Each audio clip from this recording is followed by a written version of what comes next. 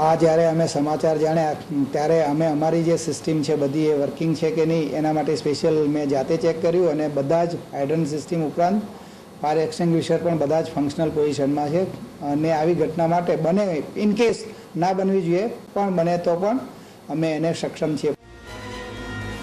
Civil હોસ્પિટલમાં કેટલાય દર્દીઓની અવરજવર જોવા મળે છે ત્યારે હોસ્પિટલ સત્તાધીશો ફાયર સેફટી અંગે સઘન તાલીમ આપી રહ્યા છે। હોસ્પિટલ સત્તાધીશોનું માનીએ તો કુલ 1200 કર્મચારીઓને આ તાલીમ આપવામાં આવી છે અને બધા જ ફાયર એક્સટિંગ્વિશર રેગ્યુલર ચેક થાય છે, રેગ્યુલર એની અમે મોક ડ્રીલ કરીએ છીએ અને અમારી હોસ્પિટલના જે સ્પેશિયલ સિક્યોરિટીના માણસો છે એ ઉપરાંત બધે પેરામેડિકલ જે પર્સોનલ છે બધાને અમે આની સ્પેશિયલ ટ્રેનિંગ આપી છે અને દર 4 મહિને અમે આની મોક ડ્રીલ કરીએ છીએ। જોકે ફાયર સેફટીની આ તાલીમ તો આપવામાં આવી પરંતુ બીજી તરફ સિવિલમાં કેટલીક જગ્યાઓ પર ખુલ્લા વાયરો પણ જોવા મળ્યા। આ ખુલ્લા વાયરો આગામી દિવસોમાં હોસ્પિટલ માટે ખતરારૂપ બની શકે છે। જો કોઈ શોર્ટ સર્કિટની ઘટના બને તો જવાબદારી કોની તે એક સવાલ છે। ત્યારે ફાયર સેફટીની તાલીમ અને ડેમો કરાવી રહેલા સત્તાધીશો આ ખુલ્લા વાયરો તરફ પણ નજર કરે તે જરૂરી છે। જિગ્નેશ પટેલ સાથે બ્યુરો રિપોર્ટ TV9 અમદાવાદ। તો આ તો વાત થઈ સિવિલ હોસ્પિટલની, ત્યારે એ જોવું પણ જરૂરી છે કે શહેરની બાકીની સરકારી હોસ્પિટલની શું હાલત છે। શું એ હોસ્પિટલોમાં ફાયર સેફટીના પૂરતા સાધનો છે? શું શહેરની બીજી હોસ્પિટલ આગજનીની મોટી દુર્ઘટના સમયે પરિસ્થિતિને પહોંચી વળવા સક્ષમ છે કે નહીં? આ દ્રશ્યો છે એલજી હોસ્પિટલના। જરા જુઓ, હોસ્પિટલના મુખ્ય દરવાજાની બરાબર સામે ખુલ્લા વાયરો ઊભા છે। બિલ્ડિંગના મુખ્ય દરવાજાની સામે આવેલા થાંભલામાં મોટા ભાગના વાયરો ખુલ્લા જોવા મળ્યા। તો હોસ્પિટલની અંદરનો વિસ્તાર પણ જરા જોઈ જ લો। અહીં પણ છે અપૂરતી સેફટી। આ વોર્ડમાં સંખ્યાબંધ દર્દીઓ છે પરંતુ ફાયર સેફટીના નામ પર માત્ર એક જ એક્સટિંગ્વિશર મૂકવામાં આવ્યું છે। ભગવાન ન કરે અને કોઈ અઘટિત ઘટના બને તો શું આ એક એક્સટિંગ્વિશર લોકોના જીવ બચાવવા પૂરતું છે? શું આ એક્સટિંગ્વિશર અકસ્માત સમયે કાર્યરત રહેશે ખરું? આ બાબતે જ્યારે ચીફ ફાયર ઓફિસરને પૂછવામાં આવ્યું તો તેમણે શું કહ્યું સાંભળો। એલજીમાં છે, વીએસમાં છે, શારદાબેનમાં છે, જે હાઈરાઇઝ સ્ટ્રક્ચર છે એમાં હાઈરાઇઝ નોર્મ્સ મુજબની ફાયર સેફટી સિસ્ટમ છે, ફાયર પ્રોટેક્શન સિસ્ટમ છે અને જ્યાં લો રાઇઝ છે, જ્યાં મોટી સિસ્ટમ્સની જરૂર નથી તો એમાં આપણે એક્સટિંગ્વિશર્સ છે, સેન્ડ બકેટ્સ છે કે જ્યાં ફક્ત એક્સટિંગ્વિશર્સ જરૂર હોય તો એક્સટિંગ્વિશર્સ મુકાવ્યા છે। અંદર પહોંચવાની જ્યાં મુશ્કેલી છે તો અને પેશન્ટને કેવી રીતે બહાર શિફ્ટ કરી શકશે ખુલ્લામાં, જેમ સાલ હોસ્પિટલમાં ઘટના બની, વીએસમાં ઘટના બની તો એક પણ મૃત્યુ કે કોઈ દાઝવાનો બનાવ કે કોઈ ગૂંગળામણનો એક પણ બનાવ બન્યો નથી। તો શહેરની શારદાબહેન જનરલ હોસ્પિટલની હાલત પણ જોઈ જ લો। ફાયર સેફટીના નિયમ મુજબ જે તે હોસ્પિટલમાં ડિલિવરી હોઝ અને હોઝ રીલ હોવી જોઈએ પરંતુ બિલ્ડિંગના આ વિસ્તારમાં ડિલિવરી હોઝ કે હોઝ રીલનું નામો નિશાન નથી। શહેરમાં કોર્પોરેશન સંચાલિત હોસ્પિટલોની આવી હાલત છે ત્યારે મોટી આશાઓ રાખીને ઇલાજ કરાવવા આવેલા દર્દીઓ સાથે કોઈ દુર્ઘટના ઘટે તો તેમની જિંદગીની સલામતીની જવાબદારી કોની તે એક સવાલ છે।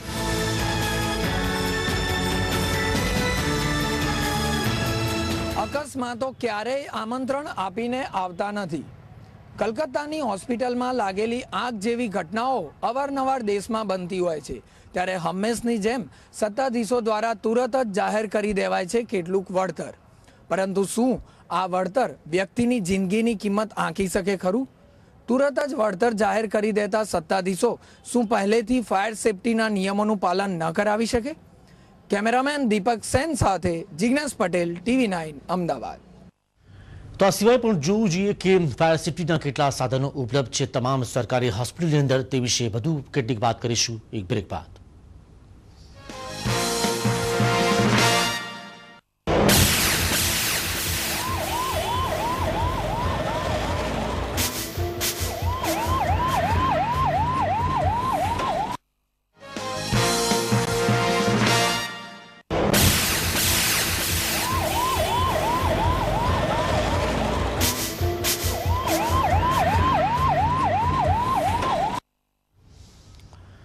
ગુજરાતનું આર્થિક પાટનગર એટલે અમદાવાદ છેલ્લા થોડા વર્ષોમાં અમદાવાદ શહેરે વિકાસના અનેક શિખરો સર કર્યા છે, પરંતુ કોલકાતામાં બનેલી ઘટના જેવી જો અમદાવાદની કોઈ સરકારી હોસ્પિટલમાં આવી ઘટના બને તો તેને પહોંચી વળવા હોસ્પિટલ તંત્ર સક્ષમ છે કે નહીં, શું અમદાવાદની સરકારી હોસ્પિટલોમાં ફાયર સેફ્ટીના પૂરતા સાધનો છે કે નહીં તે જોઈએ.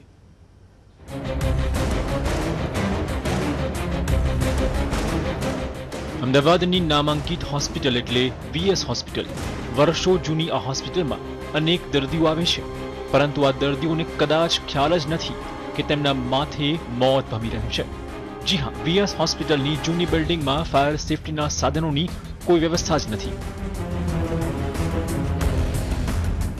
હવે જરા જુઓ હોસ્પિટલમાં વોર્ડ તરફ જતા તમામ રસ્તાઓ પર જ્યાં નથી કોઈ ફાયર સેફ્ટીના સાધનો.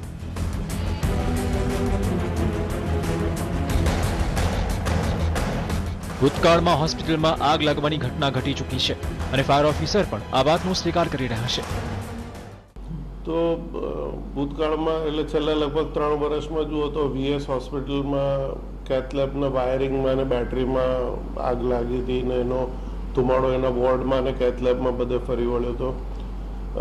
બીજું કે એમના સ્ટેરકેસ ને વોર્ડની વચ્ચે દરવાજો છે સેલ્ફ ક્લોઝિંગ, એટલે એ દરવાજો બંધ થઈ જાય તો વોર્ડની અંદરના પેશન્ટ શિફ્ટ થઈ જાય ને સેફ થઈ જાય. આગ લાગવાની ઘટના બની હોવા છતાં સત્તાવાળાઓએ હજુ સુધી કેમ કોઈ પગલાં ભર્યા નથી? શા માટે શહેરની આટલી મોટી કોર્પોરેશન સંચાલિત હોસ્પિટલમાં ફાયર સેફ્ટીની સુવિધા જ નથી? શું અધિકારીઓ કોઈ મોટી હોનારતની રાહ જોઈ રહ્યા છે? જિગ્નેશ પટેલ, TV9 અમદાવાદ. બીમાર વ્યક્તિઓ એક નવી જિંદગી મેળવવાની આશા સાથે આવી હોસ્પિટલોમાં આવતા હોય છે, ત્યારે કરોડોના ખર્ચ કરીને નીત નવા પ્રોજેક્ટ શરૂ કરનાર તંત્રના સત્તાધીશો ફાયર સેફ્ટીની વ્યવસ્થા માટે શા માટે બેદરકારી દાખવે છે તેની સામે પ્રશ્નાર્થ છે. તંત્રની આવી ઢીલી નીતિના કારણે જ ક્યારેક જિંદગી મેળવવાની આશાઓ સાથે આવતા દર્દીઓ માટે ક્યારેક આવી હોસ્પિટલો જ મોતનો દરવાજો બની જાય છે. કેમેરામેન દીપક સેન સાથે જિગ્નેશ પટેલ, TV9 અમદાવાદ. તો હવે વાત કરીએ વીએસ હોસ્પિટલના આઈસીયુ વોર્ડની કે જ્યાં ફાયર સેફ્ટીની સુવિધાના નામ પર કેવી હાલત જોવા મળી રહી છે. કલકત્તાની હોસ્પિટલમાં અચાનક લાગેલી આગે તંત્રને દોડતું કરી મૂક્યું છે અને સૌ કોઈના જીવ પડીકે બંધાઈ ગયા છે. હાલ અમે છીએ અમદાવાદની વીએસ હોસ્પિટલમાં કે જ્યાં દ્રશ્યો નિહાળી રહ્યા છો તેમ કે ખૂબ જ મોટી સંખ્યામાં પેશન્ટની અવરજવર જોવા મળતી હોય છે. તો ખૂબ જ પ્રમાણમાં પેશન્ટ અહીં એડમિટ પણ હોય છે. તો દિવાલો આપ જોઈ રહ્યા છો કે કોઈ પણ જગ્યાએ ફાયર સેફ્ટીની પૂરતી વ્યવસ્થા નથી. કોઈ પણ પ્રકારની નાનામાં નાની ફાયર સેફ્ટીની વ્યવસ્થા વીએસ હોસ્પિટલમાં નથી. તો આ અંગે આપણે અહીંના જ જે દર્દી છે તેમના સગા સાથે વાત કરીએ કે તેઓ આ વ્યવસ્થાઓ અંગે શું માનવું છે તેમનું. આપ क्या बोलना चाहेंगे ये फायर सेफ्टी की व्यवस्था को लेकर? फायर सेफ्टी के लिए यहाँ पर कोई सिस्टम नहीं बना हुआ है. तो बाई चांस कोई आग लग जाए कोई यहाँ ऐसा यंत्र नहीं है, लेकिन यहाँ के जो डॉक्टर लोग हैं वो बहुत अच्छे हैं. पेशेंट के लिए सब बहुत अच्छे हैं. अच्छा अरेंजमेंट है यहाँ पर. मैं चंडीगढ़ से आया हूँ, लेकिन जब पेशेंट को हमारे माता जी यहाँ मौसी जी हमारी 1 महीने से है, वो डॉक्टर लोग बहुत अच्छी तरह उन्होंने साथ दिया है. अच्छा, जो कलकत्ता में ये आग लगी है तो यहाँ पर अगर कुछ ऐसी घटना बनती है तो क्या परेशानी हो सकती है, उसके बारे में क्या कहना है? इनका सेफ्टी के लिए यहाँ पर कोई ऐसा नियम नहीं बना हुआ जबकि वो चाहिए इनके लिए. और दूसरा यहाँ पर जो थोड़ा पेशेंट ज़्यादा है तो इनको थोड़ा और बड़ी बिल्डिंग चाहिए इनके लिए. अच्छा, क्या मानते हैं फायर सेफ्टी की व्यवस्था होनी चाहिए यहाँ? होनी चाहिए. જે પ્રમાણે સ્પષ્ટપણે દર્દીઓ તેમજ જે તેમના સગા છે તેમનું પણ માનવું છે કે ફાયર સેફ્ટીની યોગ્ય વ્યવસ્થા હોવી જોઈએ, કારણ કે વીએસ હોસ્પિટલમાં મોટી સંખ્યામાં દર્દીઓ આવતા હોય છે, તેના સગા આવતા હોય છે, લોકોની અવરજવર હોય છે, ત્યારે ફાયર સેફ્ટીને નકારી ન શકાય. કેમેરામેન દીપક સેન સાથે જિગ્નેશ પટેલ, TV9 અમદાવાદ.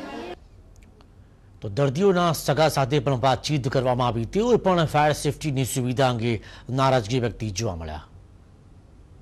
શહેરની મોટામાં મોટી હોસ્પિટલમાંની એક હોસ્પિટલ છે જ્યાં સામાન્ય નાગરિકોથી લઈને ગરીબ દર્દીઓ પણ આવતા હોય છે.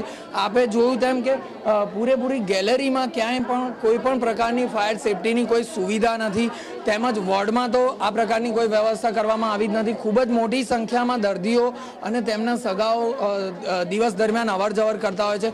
ખૂબ જ મહત્વનો ડિપાર્ટમેન્ટ કહી શકાય તેવો આઈસીસીયુ ડિપાર્ટમેન્ટ આપ જોઈ રહ્યા છો તેમ કે તેની અંદર પણ કોઈ પણ પ્રકારની ફાયર સેફટીની કોઈ વ્યવસ્થા કરવામાં આવી નથી. લોકોની મોટી સંખ્યામાં અવર જવર આવતી હોય છે. કોઈ પણ હોનારત સર્જાય તો તે વ્યક્તિઓને વીએસ હોસ્પિટલમાં લાવવામાં આવતી હોય છે. ત્યારે શા માટે ફાયર સેફટીની વ્યવસ્થા ઊભી કરવામાં આવી નથી તે માટે કેટલાય પ્રશ્નો ઊભા થઈ રહ્યા છે. કેમેરામેન દીપક સેન સાથે જિગ્નેશ પટેલ, TV9 અમદાવાદ. તો અમારી વિશેષ રજૂઆતમાં અહીં સમય થયો છે કે બ્રેકનું ને બ્રેક બાદ વાત કરીશું સૌરાષ્ટ્રના પાટનગર ગણાતા રાજકોટની સિવિલ હોસ્પિટલની ફાયર સેફટીની સુવિધા અંગે. જોઈએ કે રંગીલા રાજકોટની હોસ્પિટલ ફાયર સેફટીની બાબતમાં કેવી સુવિધા ધરાવે છે, પણ એક બ્રેક બાદ.